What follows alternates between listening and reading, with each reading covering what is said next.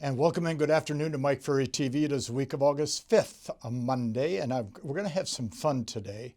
I've been doing this work, as many of you know, a long time, over 44 years now.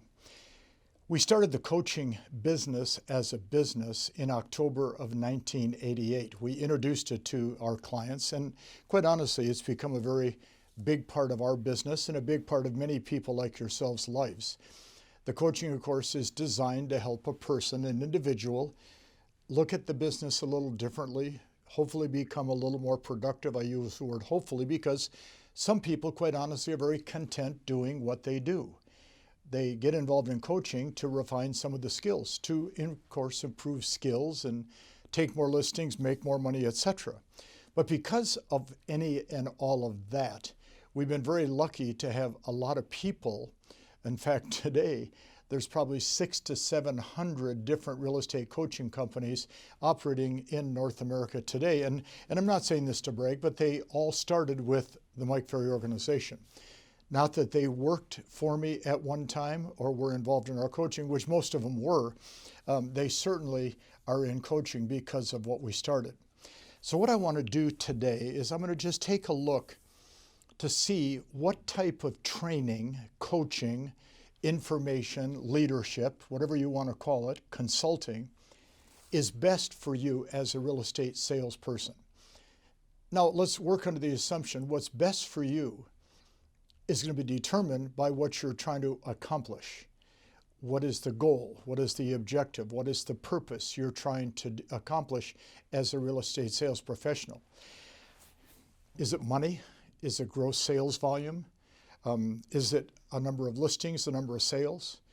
Is it to improve the quality of your life for you and your family? Is it to pay the bills?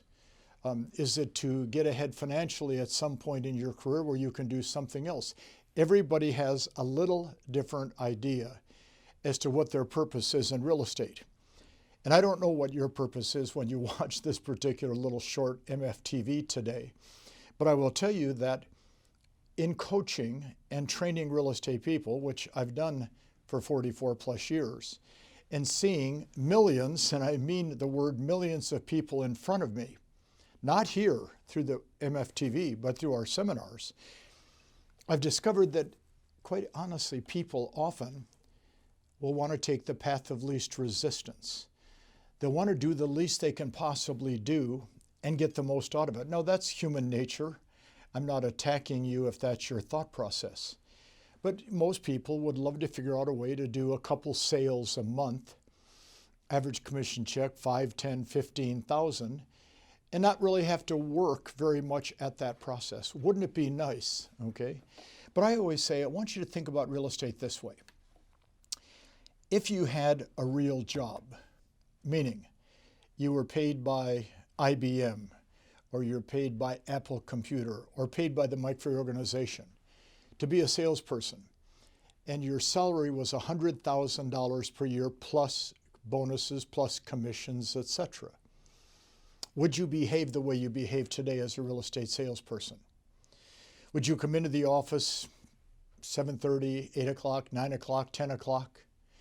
Would you come in with the purpose of going on Facebook and social media for an hour or two? Would you take that hour and a half lunch? Would you shuffle your lead cards around on your desk? Would you be playing with your files all the time so you're not having to worry about making and cleaning up more files? What would your day be like, and would the company you work for approve of that behavior?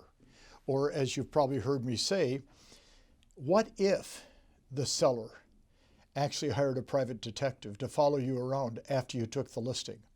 What kind of report would that seller get about the behavior of the agent? Selling real estate is hard work. Selling real estate with no production is harder work than selling it with production.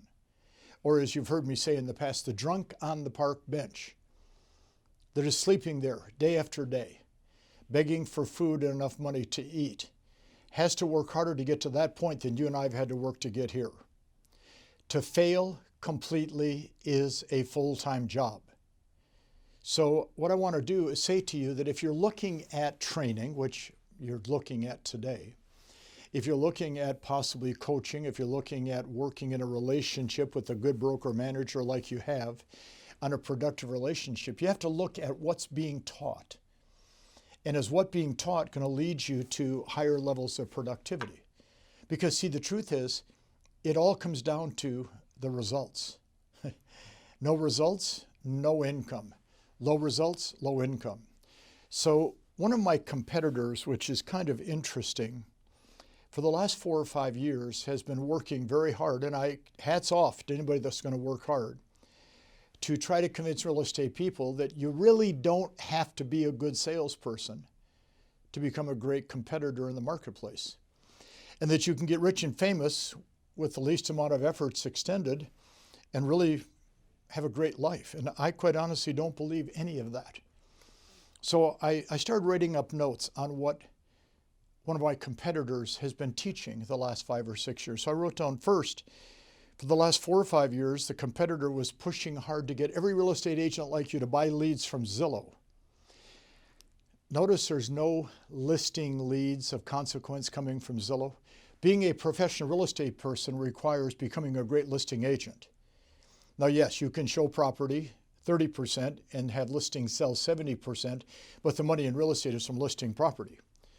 But I understand why people would buy leads off Zillow, because they don't want to prospect. But think about this. The competitor says, buy your leads from Zillow and you'll get rich. When you get leads from Zillow, do those Zillow leads call you? No. Do they email you? Nope. Are they texting you? Nope. Are they communicating with you? Not at all. You have to call them. So in essence, you're making a cold call when you're calling a Zillow lead. So if you're going to make a cold call, why pay for the numbers when you can get the numbers basically off the internet? Then about 3 or 4 years ago, the same competitor emphatically stated that whether you're a brand new licensee or a veteran, you have to build a big team ASAP. And I watched a video where the competitor actually said, if you got your license yesterday, start building a team today. That is absolute, complete lunacy and makes no sense for probably over 95% of all real estate people. A team in real estate, quite honestly, is nothing more than having a good assistant, if you choose to have one, but having a good relationship with the mortgage, the escrow, the title, etc., because they are your staff. And they don't charge you for their time, because the service they offer your clients is the transactions that you provide for them to make sure those transactions close. You don't need a team, you need to list and sell property.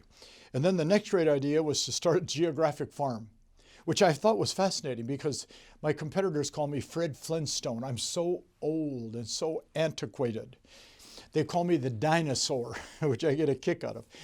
And I'm probably overweight, but I don't think I'm dinosaur size at this time.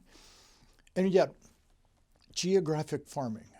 Let's see, I took Tommy Hopkins' class, who was a great trainer a long time ago, 45 years ago?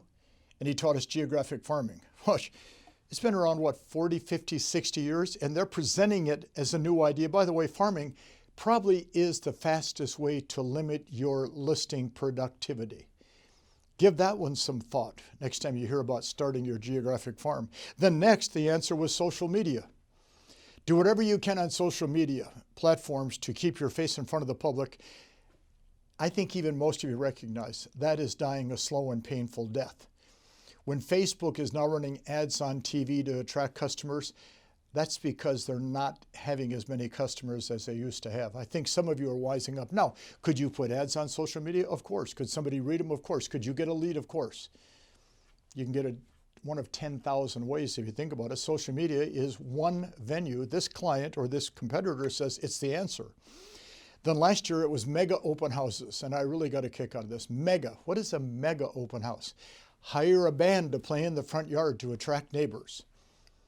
Have food trucks to get all the people that show up to stand around and eat.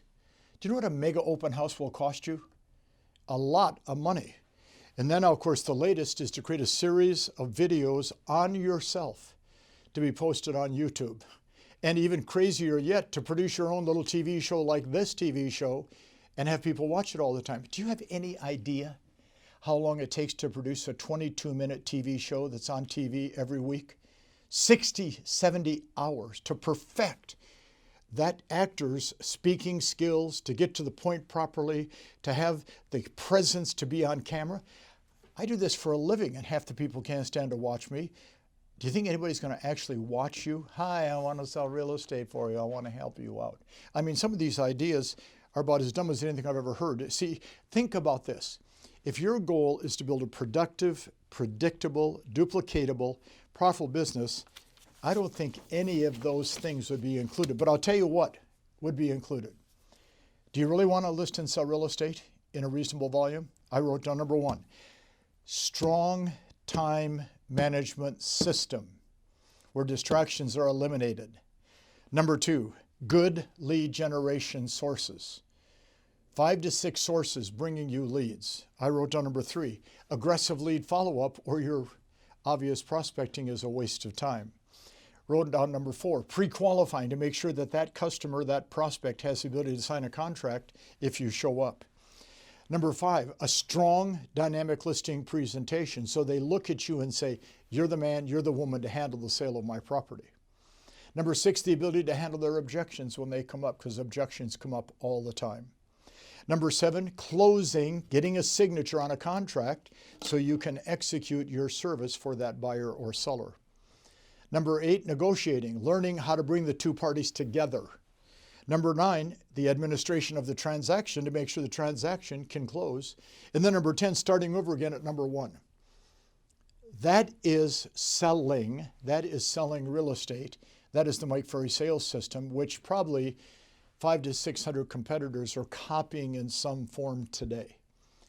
The biggest challenge you have today is the word options. You've got so many options. So I want you to think about this. And for the brokers and managers, I know this is not who you are. A broker manager is often not going to say, I need you to do this and here's why. Because they're afraid you're not going to like it. And if you don't like it, you quit. Then they have to go out and prospect and recruit. So there's always going to be a little bit of apprehension for a broker manager telling you what to do to succeed, even though I think your broker manager knows exactly what you should do to succeed. But then at the same time, you go to seminars at your board of realtors, etc., and the speaker gets up and says things that you want to hear. To be successful, you don't have to talk to people. To be successful, you don't have to prospect. It's a sales job. How are you going to find people if you don't spend some time prospecting?